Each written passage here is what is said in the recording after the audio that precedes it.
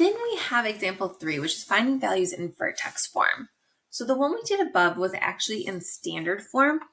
And standard form is when you have like a y or f of x equals ax squared plus bx plus c. Vertex form is when you have parentheses, and you can easily find your vertex when it's in vertex form, which is why it's called that. So it looks like this: or f of x equals a, parentheses x minus h squared plus k. So when we determine whether it opens up or down, that's denoted off this a value, so the number outside the parentheses. Again, if it's positive, it opens up; negative, it opens down. Axis of symmetry is your h value right here that's inside your parentheses. I always like to think about it as opposite. So if it's a negative inside your parentheses, it's actually going to be positive. So it's the opposite value of h, whatever is inside your parentheses. And then your vertex is just the h and the k. And again, opposite sign for that h value. So let's go ahead and try an example. So first of all, whether it opens up or down.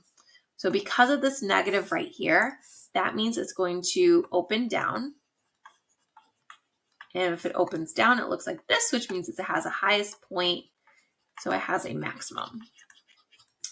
Then determine the vertex. Vertex is going to be opposite of the number inside. So opposite of -2 is +2. And then you're going to take the number outside as is, 3. And then the axis of symmetry is just your x value right there. So x equals 2. And again, you have to write that x equals. And that's it. We found our vertex, our axis of symmetry, and we determine whether the parabola opens up or down.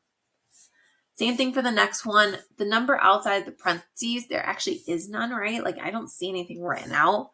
But if nothing's written, you can always put a 1, and that 1 would be positive, right? So if we have a positive number, that means it opens up. Looks like this. And then if it opens up, it has the lowest point, which means it has a minimum.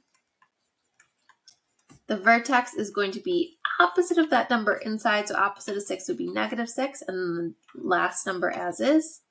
And your axis of symmetry is just your x value. So x equals -6. And that's it.